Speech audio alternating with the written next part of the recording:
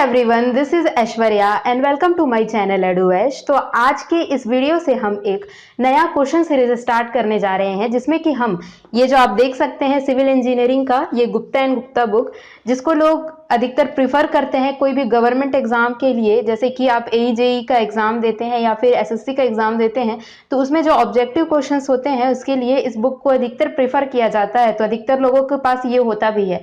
ठीक है, तो मैंने सोचा है कि हर एक वीडियो में हम 10 क्वेश्चंस को कवर करेंगे और आज की इस वीडियो से हम फ्लूइड मैकेनिक्स को स्टार्ट करेंगे। एक दिन में जितना हो सके मैं उतने वीडियोस अपलोड करने की कोशिश करूंगी।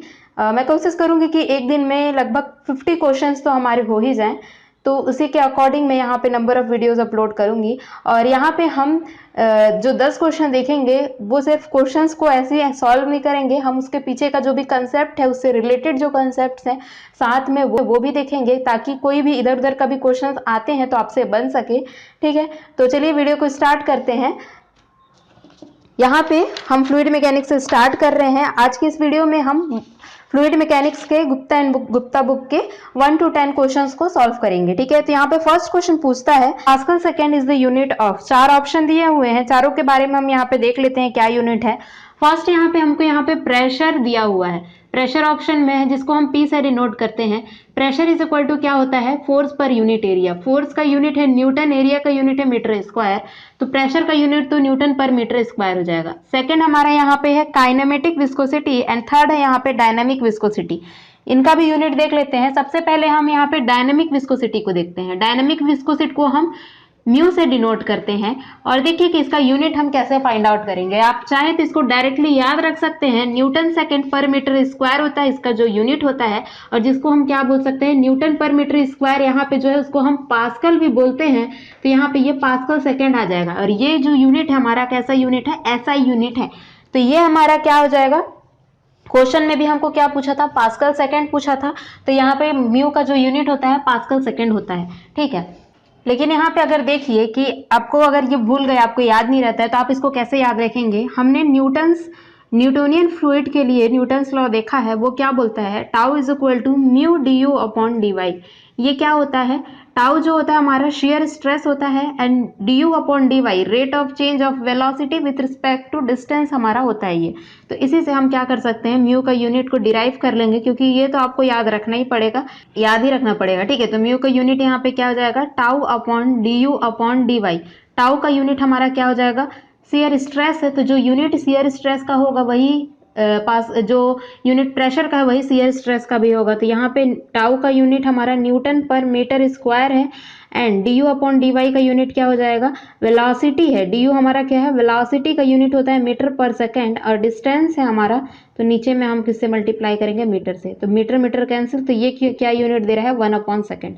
तो इसको आप सॉल्व करिए तो हमारा क्या देगा यहाँ पे, न्यूटन सेकेंड पर मीटर स्क्वायर, जो कि हमने यहाँ पे लिखा भी है, और ये हमारा क्या दे देता है, पास्कल दे देता है। तो हमारा किस में आता है, ये पास्कल सेकेंड में यूनिट हो जाता है म्यू का। ये कौन सा यूनिट है, SI यूनिट है। अब देखिए CGS यूनिट हम कैसे लिखते हैं इसका।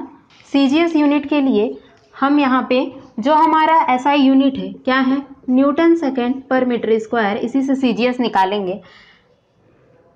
CGS यहाँ पे क्या हो जाएगा, यहाँ पे न्यूटन सेकेंड पर मीटर स्क्वायर। तो न्यूटन का हमारा CGS यूनिट क्या हो जाएगा, यहाँ पे डायने होता है, डायन, और ये क्या हो जाएगा, सेकेंड का सेकेंड ही होगा, और मीटर स्क्वायर हमारा क्या बन जाएगा, सेंटीमीटर स्क्वायर। तो ये हमारा क्या हो जाता है, CGS यूनिट हो जाता है किसका, म्यू का। और इसको हम क्या लिखते हैं, 1 पॉइस भी लिखते हैं। ठीक है, तो CGS unit of dynamic viscosity हमारा क्या दे देता है, पॉइस के इक्वल होता है, 1 पॉइस के इक्वल होता है, और 1 पॉइस के क्या होता है, तो यहाँ पे CGS unit of dynamic viscosity क्या होता है, पॉइस में होता है, और वो कितना होता है, 1 डायने सेकेंड पर सेंटीमीटर स्क्वायर के इक्वल होता है।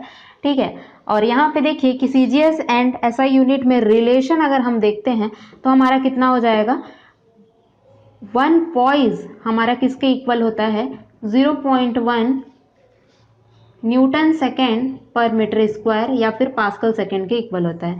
तो ये CGS एंड SI यूनिट का रिलेशन है, 1 पॉइस जो रहता है 0.1 पास्कल सेकेंड के इक्वल होता है, आप इसको ध्यान में रखिएगा।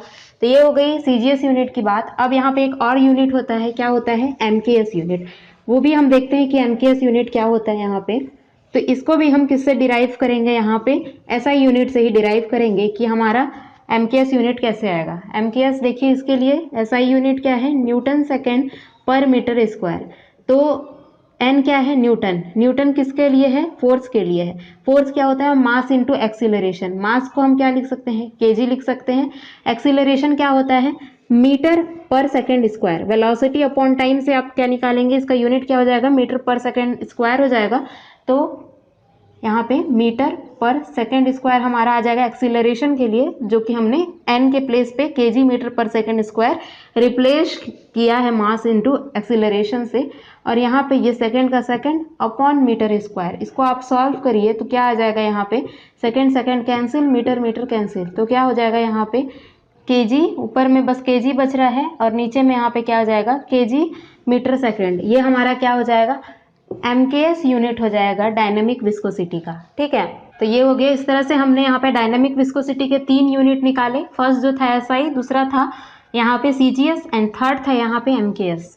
तो आप इसको ध्यान में रखिए, डायरेक्ट ध्यान रखिए या फिर आप तुरंत अगर डिराइव कर सकते हैं तो ये मेथड भी मैंने बता दिया। अब इसके बाद देखते हैं काइनेमेटिक विस्कोसिटी। काइनेमेटिक विस्कोसिटी हम कैसे निकालेंगे, काइनेमेटिक विस्कोसिटी हमारा होता है, काइनेमेटिक विस्कोसिटी को हम न्यू से डिनोट करते हैं और इसको भी हम डायनामिक विस्कोसिटी से फाइंड आउट करते हैं। क्या हो जाएगा, म्यू बाई रो क्या देता है हमको, काइनेमेटिक विस्कोसिटी देता है। म्यू हमारा क्या है, डायनामिक विस्कोसिटी है। ठीक है, तो इसको कैसे डिराइव करेंगे, इसको हम म्यू के एमकेएस यूनिट से डिराइव करते हैं। ठीक है, म्यू का एमकेएस यूनिट अभी जस्ट निकालना, केजी अपॉन मीटर सेकेंड।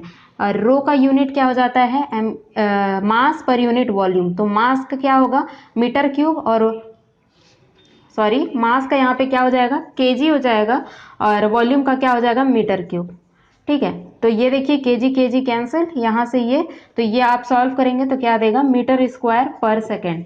ठीक है, तो ये जो होता है हमारा एसआई यूनिट होता है किसका, काइनेमेटिक विस्कोसिटी का। ठीक है, मीटर स्क्वायर पर सेकेंड। अब इसका जो रहता है हमारा सीजीएस यूनिट क्या हो जाएगा, सीजीएस हम कैसे निकालेंगे, यहाँ पे सीजीएस के लिए भी हम एसआई यूनिट का हेल्प लेंगे और यहाँ पे सीजीएस को निकालेंगे। क्या हो जाएगा यहाँ पे, मीटर स्क्वायर पर सेकेंड जो है एसआई है, तो सीजीएस क्या हो जाएगा, सेंटीमीटर स्क्वायर पर सेकेंड जो होगा सीजीएस हो जाएगा। और ये जो है इसको हम क्या लिखते हैं, 1 स्टॉक के ये इक्वल होता है। ठीक है, तो हमारा जो CGS unit of kinematic viscosity क्या होता है, स्टॉक होता है। और जो हमारा डायनेमिक विस्कोसिटी का सीजीएस यूनिट होता है ये क्या होता है, पॉइस होता है। और देखिए यहाँ पे स्टॉक और ये जो हमारा मीटर स्क्वायर पर सेकेंड, इसका रिलेशन क्या है, तो क्या हो जाएगा, 1 स्टॉक इज इक्वल टू 10 की पावर -4 यहाँ पे मीटर स्क्वायर पर सेकेंड हमारा हो जाएगा। ठीक है, आप यहाँ पे 1 स्टॉक किसके इक्वल है, सेंटीमीटर स्क्वायर पर सेकेंड। सेंटीमीटर स्क्वायर को मीटर स्क्वायर में कन्वर्ट करिए तो क्या आ जाएगा, यहाँ पे 10 की पावर -4 आ जाएगा। तो ये इस तरह से आप याद रखिए कि स्टॉक क्या होता है, पॉइस क्या होता है। ठीक है, दोनों क्या है, हमारे सीजीएस यूनिट है और इनका एसआई के साथ रिलेशन क्या है ये भी आप ध्यान में रखिए। अब यहाँ पे फोर्थ ऑप्शन दिया हुआ है सरफेस टेंशन। सरफेस टेंशन को हम सिग्मा से डिनोट करते हैं। फोर्स पर यूनिट लेंथ हमारा क्या देता है, सरफेस टेंशन देता है। तो इसका जो एसआई यूनिट होगा क्या हो जाएगा, न्यूटन पर मीटर। ठीक है, फोर्स का क्या है, न्यूटन, और यहाँ पे लेंथ का है मीटर। तो ये इसका यूनिट क्या देगा, यहाँ पे न्यूटन मीटर, यहाँ पे इसका एसआई यूनिट देगा। अब सीजीएस यूनिट देखिए इसका क्या हो जाएगा, सीजीएस यूनिट करेंगे तो न्यूटन का हमारा क्या देगा, डाइने, और ये क्या बोलते हैं, मीटर का हमारा सेंटीमीटर। तो ये हमारा क्या हो जाएगा, CGS unit of surface tension हो जाएगा। देखिए फर्स्ट क्वेश्चन का तो हमारा आंसर हमने पहले ही फाइंड आउट कर लिया है कि डायनामिक विस्कोसिटी जो है इसका आंसर है। अब देखते हैं यहाँ पे सेकंड क्वेश्चन क्या बोल रहा है। फर्स्ट क्वेश्चन खत्म होता है, चारों की यूनिट जो है मैंने यहाँ पे बता दिया आप लोगों को। यहाँ पे हमारा सेकंड क्वेश्चन है, एन आइडियल फ्लूइड इज। तो आइडियल फ्लूइड हमारा क्या होता है, फ्रिक्शन लेस होता है। फ्रिक्शन लेस मतलब क्या होता है कि फ्रिक्शन है मतलब कि क्या है कि कोई भी फ्लूइड का लेयर ले लीजिए, यहाँ पे हम 2 लेयर लेते हैं, ये 1 है ये 2 है। ठीक है, तो अगर फ्लूइड 1 जो है मूव करना चाहता है विथ रिस्पेक्ट टू लेयर 2, ठीक है, अगर फ्लूइड का 1 लेयर अगर मूव करना चाहता है विथ रिस्पेक्ट टू लेयर 2, तो क्या करेगा कि लेयर 2 जो रहेगा वो इसमें रेजिस्टेंस ऑफर करेगा। ये इधर मूव करना चाहता है तो उसको उधर मूव नहीं करने देगा, अपोजिट डायरेक्शन में फोर्स एक्सर्ट करेगा, जिस वो हमारा क्या रहेगा यहाँ पे, ये फ्रिक्शन फोर्स एक्सर्ट करेगा, ठीक है।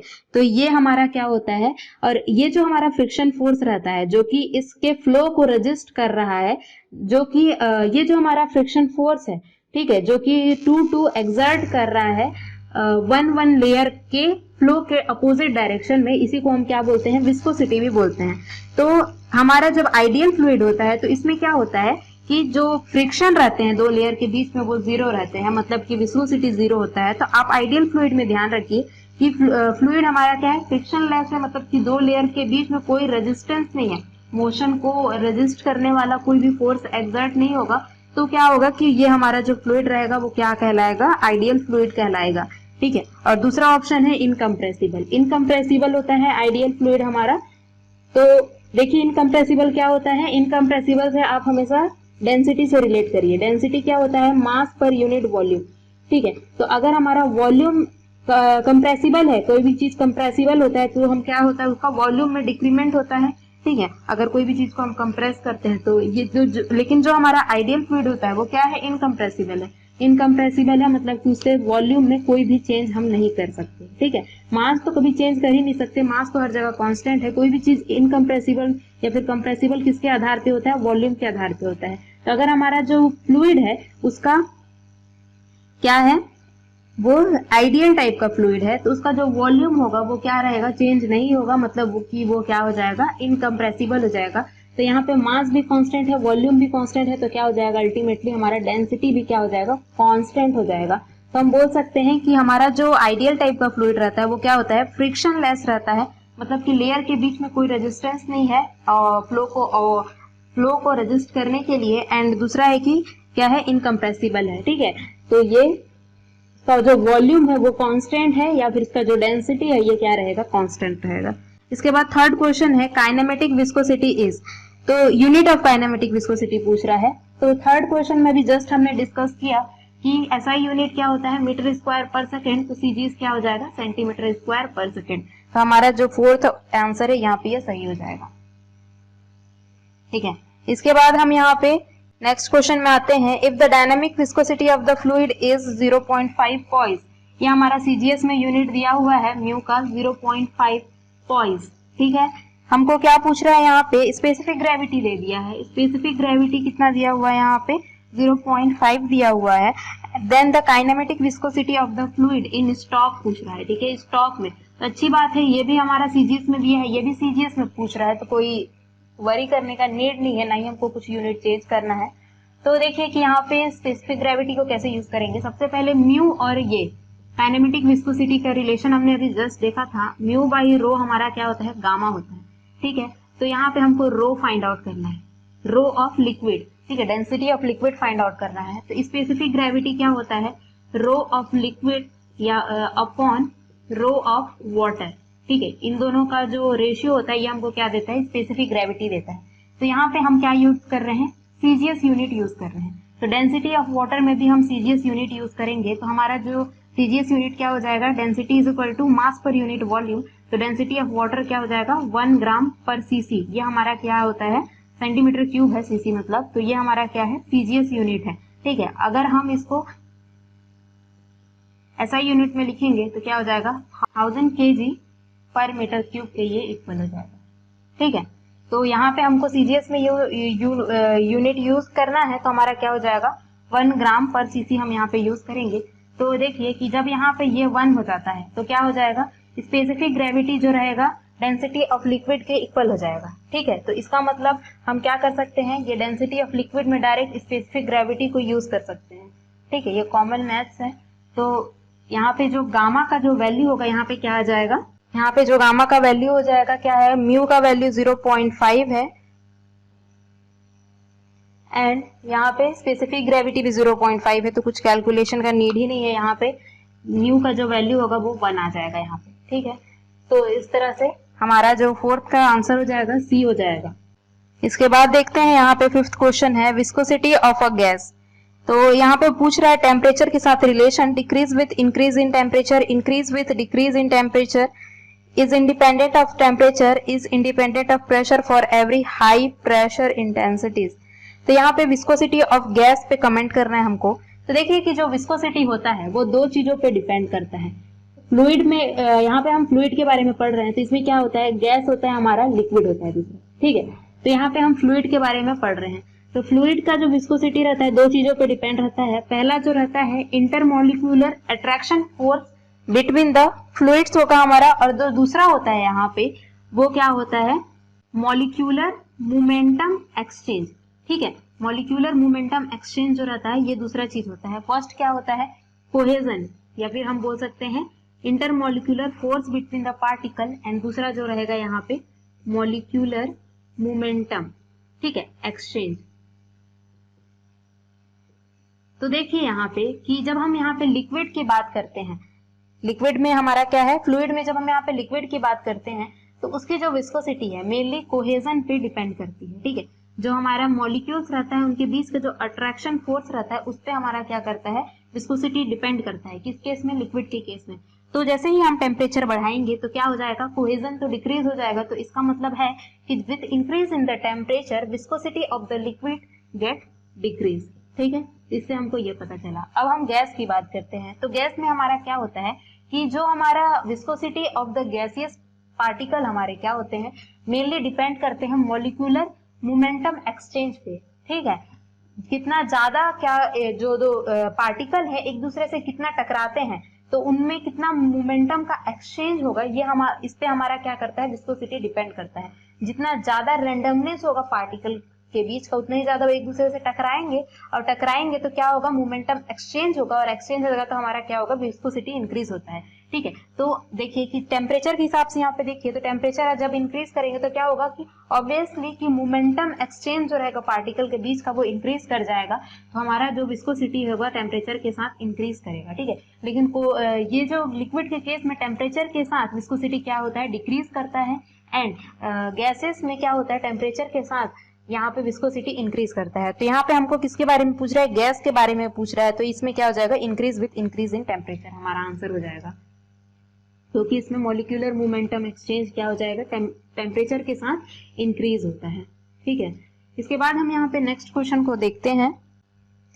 Newton's law of viscosity relates to, तो न्यूटन्स लॉ ऑफ विस्कोसिटी हमारा क्या होता है, tau is equal to mu du upon dy, ठीक है। इसको आपको याद रखना है, न्यूटोनियन फ्लूइड के केस में ये होता है। तो टाउ हमारा क्या है, शेयर स्ट्रेस है, और यहाँ पे म्यू जो है डायनामिक विस्कोसिटी है, एंड du अपॉन dy ये हमारा वेलोसिटी है du, एंड dy हमारा क्या है, डिस्टेंस है। तो इसको हम tau is directly proportional to du upon dy भी लिख सकते हैं। यहाँ पे हमने ये कांस्टेंट फिर इंट्रोड्यूस किया जो कि हमारा म्यू है, ठीक है। तो देखिए कि ये जो रिलेशन है इसको हम तीन टाइप के वर्ड्स में इसको बोल सकते हैं। पहला क्या बोल सकते हैं, shear stress is directly proportional to shear strain, ठीक है। ये तो हमने फॉर्म में भी पढ़ा है कि stress is directly proportional to strain, तो फिर यही हम बोल सकते हैं, stress is directly proportional to strain. अब इसको हम क्या बोल सकते हैं दूसरी भाषा में, shear stress is directly proportional to rate of angular deformation, ठीक है। रेट ऑफ एंगुलर डिफॉर्मेशन हम क्यों बोल रहे हैं, क्योंकि इसमें जो शेप ऑफ फ्लूइड रहता है वो कंटिन्यूसली चेंज होता है, तो उसमें क्या होता है कि कंटिन्यूसली एंगल जो रहता है चेंज होते हैं। तो इसलिए हम इसको क्या बोल सकते हैं कि shear stress is directly proportional to rate of angular deformation. अब इसको हम तीसरी भाषा में क्या बोलेंगे कि shear stress is directly proportional to velocity gradient. Velocity gradient क्यों, du क्या है हमारा, वेलोसिटी है, और ये किसके रिस्पेक्ट में चेंज हो रहा है, डिस्टेंस के रिस्पेक्ट में चेंज हो रहा है। तो हम क्या बोल सकते हैं, shear stress is directly proportional to यहाँ पे वेलोसिटी ग्रेडियंट। तो हमारा यहाँ पे सेकंड ऑप्शन देखिए, shear stress and rate of angular deformation. तो हाँ ठीक है, ये न्यूटन्स लॉ ऑफ विस्कोसिटी क्या रिलेट कर रहा है, यहाँ पे shear stress and rate of angular deformation को रिलेट कर रहा है। इसके जगह आपको एंगुलर डिफॉर्मेशन की जगह स्ट्रेन बोल देता, रेट ऑफ स्ट्रेन या फिर वेलोसिटी ग्रेडियंट बोल देता, तो भी आपका आंसर क्या होता, वो भी सही होता, ठीक है। इसके बाद हमारा नेक्स्ट क्वेश्चन है, the rise of liquid of specific weight gamma in A capillary tube of radius r is. तो यहाँ पे राइज ऑफ लिक्विड की बात कर रहा है, यहाँ पे कैपिलरी ट्यूब की बात कर रहा है। तो इसके लिए फॉर्मूला है, सीधे याद रखिए आप, मैं डेरिवेशन यहाँ पे नहीं कराऊंगी। हमारा मेन पर्पस है यहाँ पे क्वेश्चन सॉल्व करना, जिसका डेरिवेशन का नीड नहीं है या फिर तो फिर उसको हम यहाँ पे नहीं करेंगे, ठीक है। सिर्फ और सिर्फ जिसका फॉर्मूला ही से ही काम चल रहा है तो हम डायरेक्ट फॉर्मूला याद रखेंगे, और जिसका मेरे को लगता है कि डेरिवेशन का नीड है ताकि इससे याद रखे हमारा जो फॉर्मूला है जैसे कि यूनिट का जो मैंने फर्स्ट क्वेश्चन सॉल्व किया उस टाइप के अगर चीजें होती हैं तो मैं आपको करा दूंगी डेरिवेशन। तो यहाँ पे देखिए कि कैपिलैरिटी में हमारा जो फॉर्मूला होता है हाइट ऑफ कैपिलरी राइज का क्या होता है 4 sigma cos theta upon rho G D का हमारा ये फॉर्मूला होता है हाइट ऑफ कैपिलरी राइज। ठीक है, तो यहाँ पे देखिए कि हमारा यूनिट वेट क्या है गामा है, तो गामा को हम क्या लिखते हैं रो इंटू जी भी लिखते हैं। तो यहाँ पे क्या हो जाएगा, यहाँ पे इसको हम कैसे गामा के टर्म में लिखेंगे 4 sigma cos theta upon gamma, और यहाँ पे रेडियस बोल रहा है तो डी को हम क्या लिख सकते हैं 2r लिख सकते हैं। तो इसको सॉल्व करने से क्या हो जाएगा 2 sigma cos theta upon gamma r। अब देखिए यहाँ पे थीटा हमको दिया नहीं हुआ है, थीटा हमारा क्या होता है ये भी देख लीजिए आप। यहाँ पे आप देखिए कि कैपिलैरिटी में हमारा क्या होता है हाइट ऑफ लिक्विड राइज हो सकता है या फिर हाइट ऑफ लिक्विड फॉल हो सकता है। राइज भी होगा तो भी हमारा यही फॉर्मूला है, फॉल भी होगा तभी हमारा फॉर्मूला है। तो राइज कब होता है जब हम हमारा जो लिक्विड रहता है वो किस टाइप से रहता है, वाटर अगर हम लिक्विड में लेते हैं तो हमारा क्या होता है कैपिलरी राइज मिलता है हमको, और उसका जो शेप होता है ये इस तरह से होता है। तो इसमें जो सरफेस टेंशन होगा मान लेते हैं वो बाहर की डायरेक्शन में है, जिसको हम यहाँ पे सिग्मा से डिनोट कर रहे हैं। तो ये जो सिग्मा है इससे जो एंगल बनाएगा, ये जो ग्लास ट्यूब का जो वॉल है इससे जो एंगल बनाएगा ये हमारा क्या होता है यहाँ पे थीटा होता है। ठीक है, तो यही वाला थीटा यहाँ पे है। तो देखिए कि यहाँ पे थीटा के टर्म में नहीं दिया हुआ है, तो ये जो थीटा रहता है हमारा 0 रहता है किस केस में, यहाँ पे जब हमने वाटर लिया तब हमको यहाँ पे थीटा एंगल मिल रहा है ना। ये जो थीटा रहता है वाटर के केस में क्या होता है लेस देन 90 डिग्री का होता है हमारा। ठीक है, जब हम यहाँ पे वाटर ले रहे हैं तब, और हमको इस तरह से कॉन्केव अपवर्ड शेप मिलता है वाटर के केस में। तो यहाँ पे थीटा क्या है 0 हो जाता है जब ये जो हमारा लिक्विड है ये क्या है प्योर है। प्योर जब यहाँ पे लिक्विड रहता है तो हमारा क्या हो जाता है यहाँ पे थीटा 0 हो जाएगा, क्योंकि यहाँ पे कोई भी सरफेस टेंशन नहीं लगेगा। सरफेस टेंशन जो रहेगा वो अपवर्ड डायरेक्शन में लगेगा। ठीक है, तो फिर जो एंगल रहेगा वो क्या हो जाएगा यहाँ पे 0 डिग्री का बनेगा। तो यहाँ पे भी यहाँ पे प्योर लिक्विड ले लिया है, बोला नहीं है लेकिन आपको समझना है। तो थीटा कॉस 0 हमारा कितना हो जाएगा 1 देगा, तो इसका आंसर वो क्या हो जाएगा 2 सिग्मा अपॉन गामा r का हमारा हो जाएगा। ठीक है, तो ये जो रहेगा हमारा सी आंसर सही हो जाएगा। तो देखिए ये लिक्विड के केस में मैंने बताया कि कैपिलरी राइज होता है हमारा जिसमें कि एंगल लेस देन 90 डिग्री होता है। ठीक है, अब देखिए कि जब हमारा मरकरी हम लेते हैं तो हमारा कैसा बनता है, ये कैपिलरी ट्यूब है तो इसमें क्या होता है हमको फॉल देखने को मिलता है। ठीक है, एडहेशन जो रहता है इस केस में ज्यादा रहता है मॉलिक्यूल्स के बीच का, जो मरकरी है उसके मॉलिक्यूल के बीच का। तो जो फॉल मिलता है इसमें लिक्विड में हमको फॉल मिलता है, और उसका जो शेप रहता है ये किस तरह से होता है कॉन्वेक्स अपवर्ड का शेप हमको मिलता है। जैसे वहां कॉन्केव अपवर्ड मिला, यहाँ पे हमको मरकरी के केस में क्या मिलेगा यहाँ पे कॉन्वेक्स अपवर्ड मिलता है। ठीक है, तो इसमें जो एंगल रहता है ये यहाँ से इस तरह से सरफेस टेंशन का डायरेक्शन हो जाएगा सिग्मा का। तो ये जो एंगल मिल रहा है ये हमको थीटा मिलता है, और ये जो थीटा रहता है आप देख के बोल सकते हैं ग्रेटर देन 90 डिग्री है। ठीक है, तो वाटर के केस में हमारा क्या होता है कि लेस देन 90 डिग्री मिलता है, जिसमें कि क्या होता है कि intermolecular forces between the molecules of water कम रहता है। ठीक है, और इसमें या फिर हम बोल सकते हैं कि इसमें क्या होता है कि एडहेशन जो रहता है वो ज्यादा रहता है, और इसमें क्या होता है कोहेजन ज्यादा रहता है। कोहेजन मतलब कि जो मॉलिक्यूल्स है उन्हीं के बीच का अट्रैक्शन फोर्स ज्यादा है एज कंपेयर टू जो मॉलिक्यूल्स ऑफ लिक्विड या फिर मॉलिक्यूल्स ऑफ Hg और ये जो वॉल है इनके बीच का जो अट्रैक्शन है उससे। इसके बाद यहाँ पे 8th क्वेश्चन है the intensity of pressure develop by the surface tension of, surface tension हमको दिया हुआ है 0.075 का हमको दिया हुआ है, यूनिट हमारा क्या है न्यूटन पर मीटर का हमको दिया हुआ है। ठीक है, इन अ ड्रॉपलेट ऑफ वाटर जिसका डायमीटर हमको दिया हुआ है 0.075। देखिए कि हमारा 3 तरह का केस आपको मिल जाएगा कि प्रेशर निकालने का। ठीक है, प्रेशर डिफरेंस का पहला जो केस होता है यहाँ पे हम लिक्विड ड्रॉपलेट या फिर एयर बबल के केस में क्या हमारा प्रेशर डिफरेंस आता है, तो क्या होता है यहाँ पे del P is equal to 4 sigma by D से हम यहाँ पे लिखते हैं। आपको डायरेक्ट याद रखिए। सोप के केस में क्या होता है pressure difference 8 sigma by D होता है, एंड जो हमारा थर्ड होता है यहाँ पे क्या होता है लिक्विड जेट, इसमें हमारा जो प्रेशर डिफरेंस होता है 2 सिग्मा बाई डी का होता है। ठीक है, आपको डायरेक्ट याद रखना है। यहाँ पे क्या पूछ रहा है लिक्विड ड्रॉपलेट पूछ रहा है। ड्रॉपलेट ऑफ वाटर या फिर लिक्विड ड्रॉपलेट, क्या हो जाएगा 4 सिग्मा बाई डी। ये फॉर्मूला लगाएंगे तो क्या आएगा,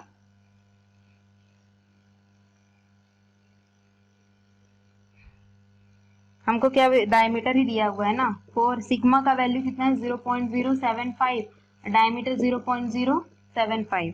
ठीक है, ये हमारा क्या है न्यूटन पर सेकेंड, न्यूटन पर सेंटीमीटर स्क्वायर में दिया हुआ है, पूछ रहा है। ठीक है, यहाँ पे हमको क्या में दिया हुआ है एम मीटर में दिया हुआ है, तो ये क्या है हमारा न्यूटन पर मीटर। तो मीटर को हम किस में करेंगे सेंटीमीटर में, तो 1 मीटर में 100 सेंटीमीटर, और ऊपर नीचे में हमको 0.075 mm में दिया है, तो इसको हम 10 की पावर -1 से मल्टीप्लाई करेंगे तो ये किस में हो जाएगा सेंटीमीटर में हो जाएगा।